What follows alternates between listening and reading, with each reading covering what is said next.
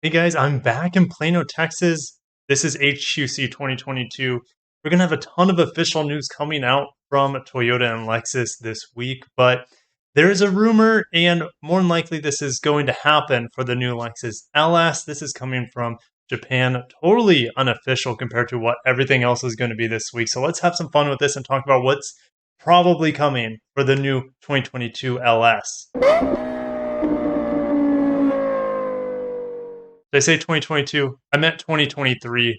2022 is on my mind because I'm at HQC 2022. Anyways, partially improved version of the Lexus LS will be announced at the end of October this year. As with the new UX, the remote touch will be abolished and the center console will transform in some way, shape, or form. Now, in the 2021 refresh, we got a little bit different headlights, slightly different display, but the display was moved forward and it was a touch screen where you still have the remote touch interface. But this is going to be replacing that whole setup potentially for a different screen. That's a possibility.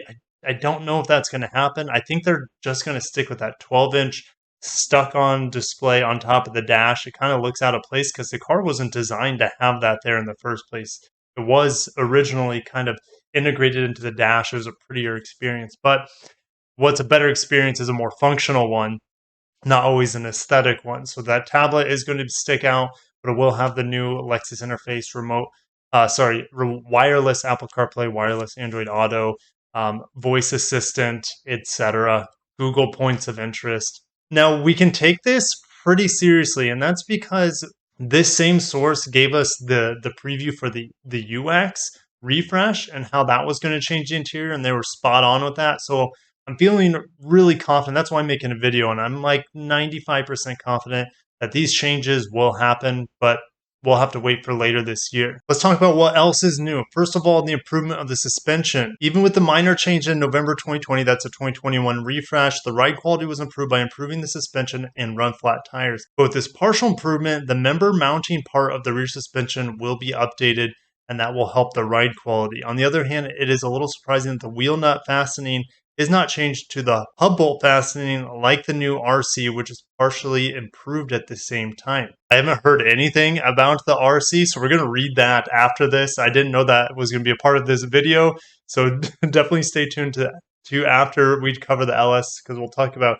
whatever is coming for the RC. The next upgrade is saying driving support update. Specifically, by making the panoramic view monitor transparent, the vehicle body view will be transparent. This is already in the Lexus NX, for example. When you put on the 360 camera and you've been driving for a little bit, the car knows what's under it based off of the images it's already collected by driving. So that feature is coming for the new LS. That's pretty cool. Now, this site is saying that they don't know the future of the clock. If we look at the UX, they went away from the clock. Well, the new NX doesn't have a clock. The new RX, I don't think, will have a clock. And lips are sealed on that till later tonight when the embargo ends.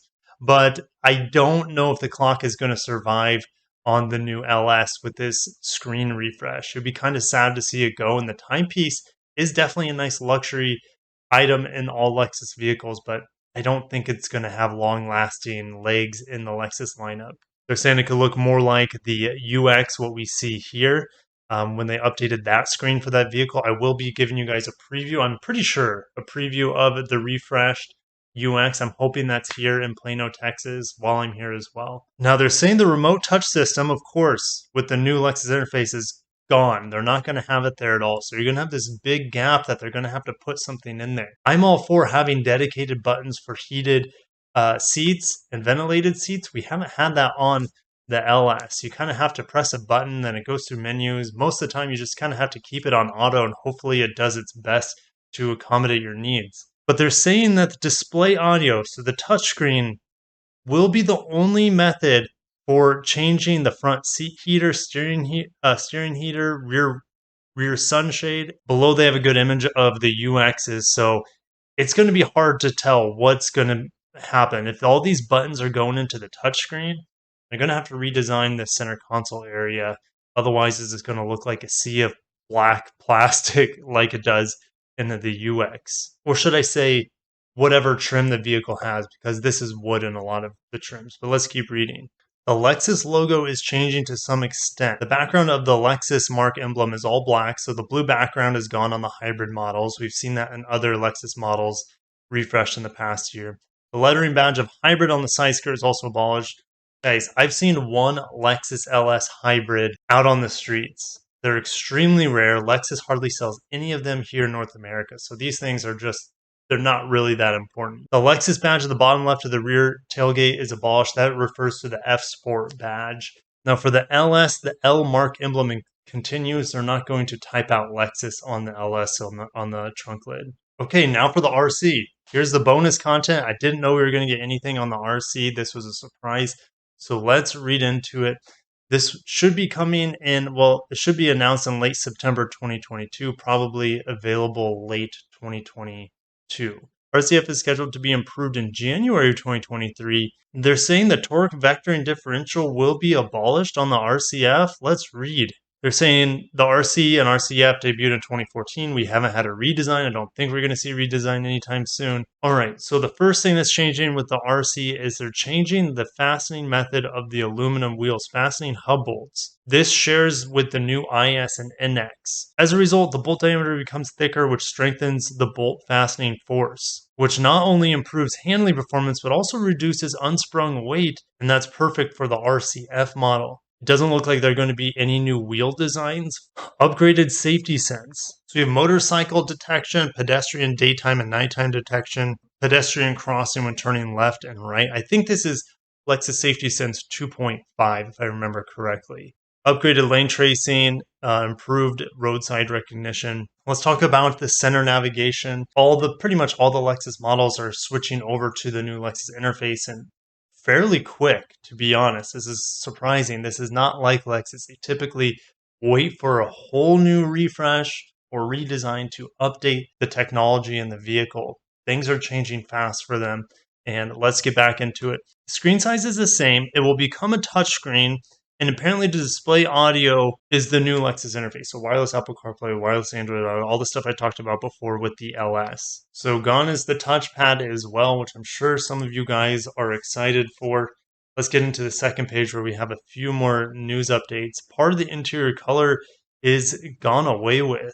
Now, keep in mind, colors vary from region to region. So these are not only different named in Japan, we also have Google Translate working with us or against us here. So I'm not going to read too much into it because sometimes certain colors are available in some areas and not in others. So I'm not going to get too far into the interior differences. It looks like the same things are happening for the Lexus logo. It looks like they're going to keep it on the back of this, unlike the LX, RZ, RX, NX, for example. They're going to keep the Lexus emblem like the LS and get rid of all the hybrid badging. We don't get the hybrid RC anyways here in the United States, at least unless they want to give us a new one or something. And anyways, there's going to be no blue accented logos either. But we got some news on the RCF. Let's see what's happening here. So it's getting the hub bolt fastening that the normal RC is. It's getting the Lexus Safety Sense 2.5, I believe is what it is. It looks like it's getting rid of the foot-operated parking brake and going to electronic parking brake and auto brake, and the brake hold function is standard now. Now, the next paragraph here doesn't seem to be translating properly. It doesn't make a lot of sense to me, but it could be losing the torque vectoring differential on the RCF. Why it would be doing that, I don't understand, but again, something could be getting lost in translation here. But definitely stay tuned for so much more Toyota and Lexus news, official, right? We're talking about hypotheticals here, probably going to happen, but official, 100% concrete on new models coming out this year, new variants, new powertrains, etc. I could keep going, but definitely stay tuned to the channel. I'll be uploading probably twice a day for the next few days to give you guys all the latest coming from Toyota and Lexus at this event. I'll see you in the comments below and in the next video. Thank you so much for watching, and peace out.